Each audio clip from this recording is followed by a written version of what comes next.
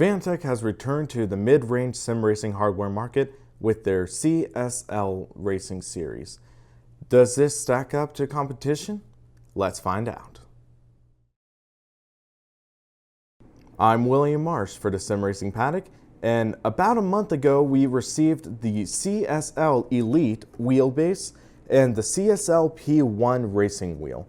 Now, for those of you wondering, the CSL stands for Clubsport Light, and Fanatec's claims are, while it is not as visually striking as the Clubsport wheel, you are going to receive Clubsport performance at around half the cost. So I've put this wheel and the rim through its paces, and I have put roughly 15 to 20 hours behind the wheel of this setup. So it's now time for me to deliver my verdict.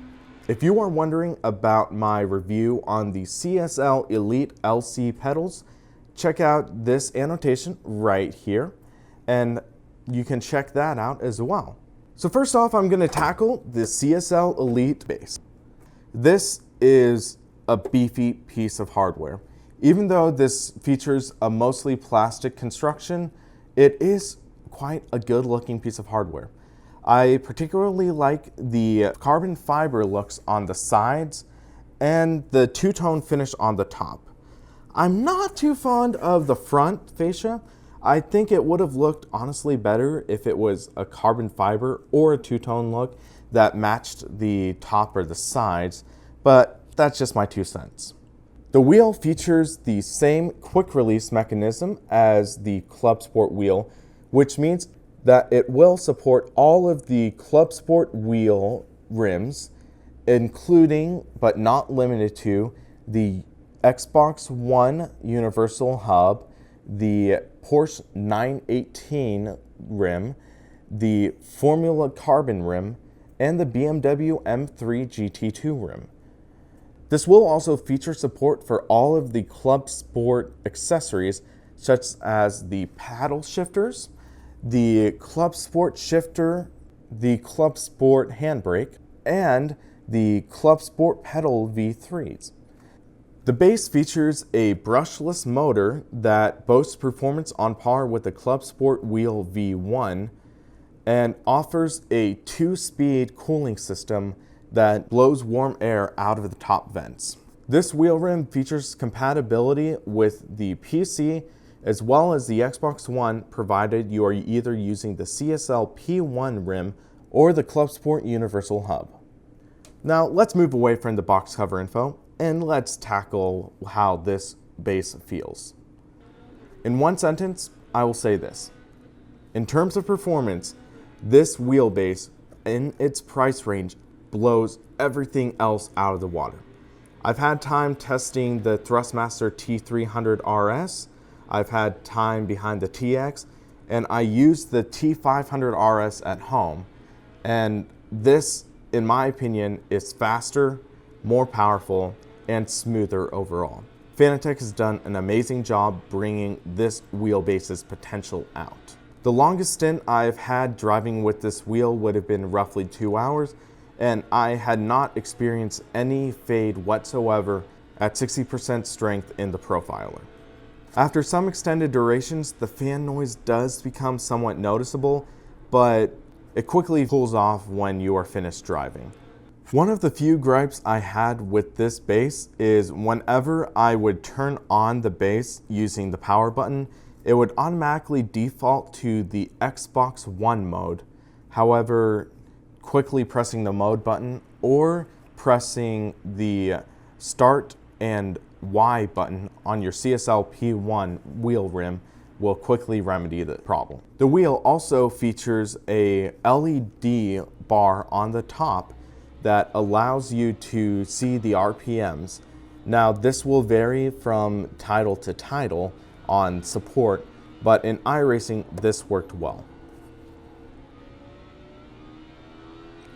This wheelbase is, without a shadow of a doubt, my new king in terms of bang for the buck. This blew my expectations out of the water. It is definitely one of the stronger sub $400 wheelbases on the market, and I definitely had a blast driving with this. I will say there is a little bit of a variance in the force feedback of this compared to a Thrustmaster, where there was a little bit of a learning curve, but I quickly adapted to this wheel and was starting to post personal best lap times with this wheelbase. So let's get to the pros and cons of this wheelbase. To start off, my pros are best bang for the buck. When it comes to finding a wheelbase under $300, this is definitely what I will recommend. And when it comes to PC racing, I will wholeheartedly recommend this wheelbase. I cannot really see myself recommending something in the vein of a T300 or TX for PC racing when this is available. My second pro is that it has a wide variety of peripherals and accessories that can be plugged directly into the base. Now, one common gripe when running a Thrustmaster wheel with a Fanatec pedal combo is you are going to need to take up 2 USB slots on your PC. With this, you are able to plug your pedals in, and you can even plug in up to 2 shifters and a handbrake and a static shifters, all using one USB port. So that is a major plus, especially when you are considering using this wheel for Xbox One use.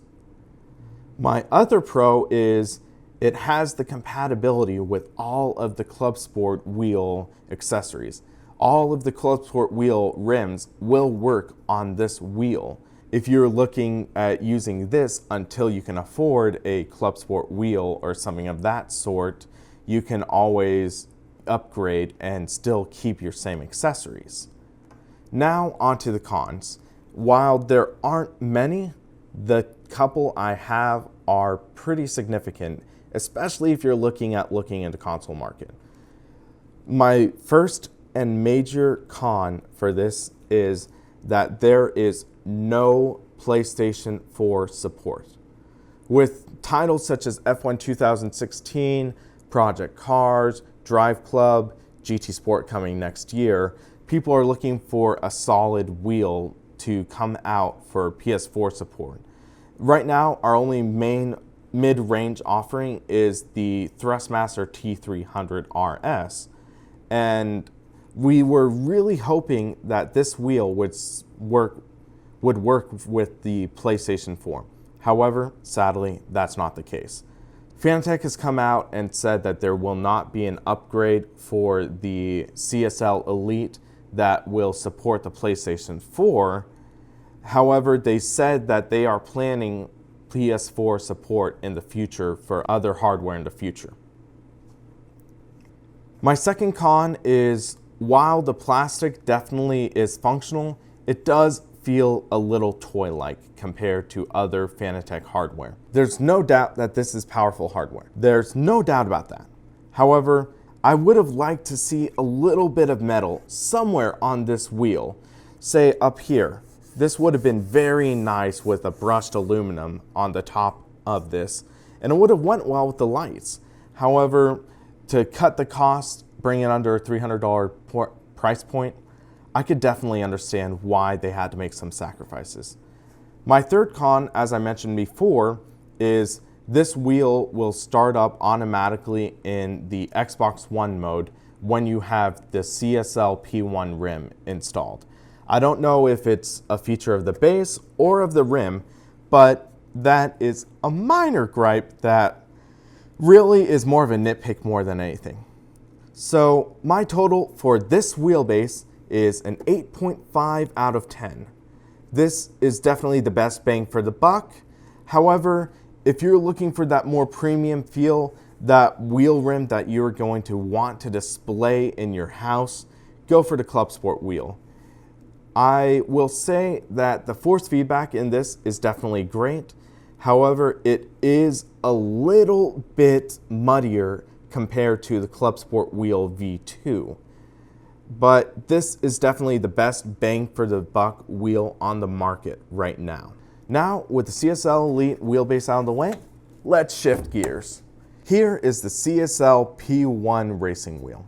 Now, this was actually released last year to the public as an add-on wheel rim for the Clubsport wheel. This is one of the most affordable wheel rims available for the Fanatec Clubsport wheel, tipping the scale at $135. Now, with that being said, you do make some sacrifices. This, instead of Alcantara wrapped around the wheel, it is a rubber, very similar to what you get from the Thrustmaster offerings. The buttons are featured in a rather gamey layout, with the Xbox One buttons predominantly featured, with the A, X, Y, B. And in my opinion, the buttons are nothing to write home about. They work, they get the job done, but they do feel rather mushy compared to other rims that are available. With that being said, this is a functional rim, but I found myself rather underwhelmed by it. I would say Fanatec really took some major sacrifices with this rim, and one that really annoys me is the quick release. Now, the higher end Fanatec wheels feature a ring quick release where you pull down and slide it onto the wheelbase. This has a clamp system where you'll slide the wheel rim onto the base, and then you will clinch the ring and then tighten an Allen bolt through the wheel quick release, so that will tighten it. The bright side of that, there's no play in the wheel whatsoever. It is super tight, and there's no flex, there's no loosening or anything. However, this is a pain in the butt to remove. You have to pull big time to get this off.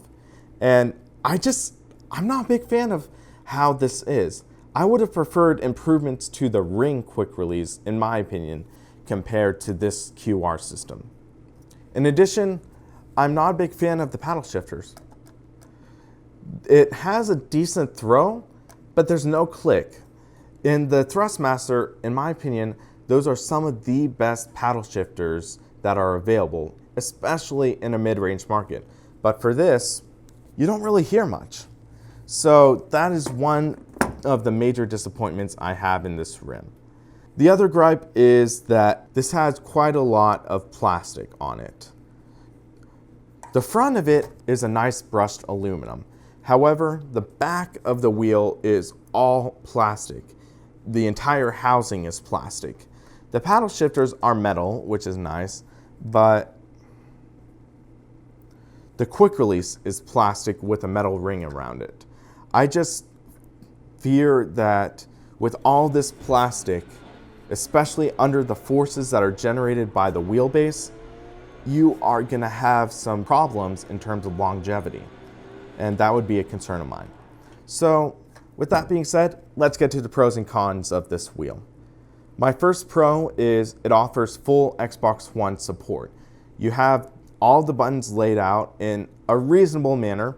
You have the directional pad, you have the triggers, you have the menu button, and you basically just have everything you need to be able to play games such as Forza Motorsport or Forza Horizon 3 on your Xbox One.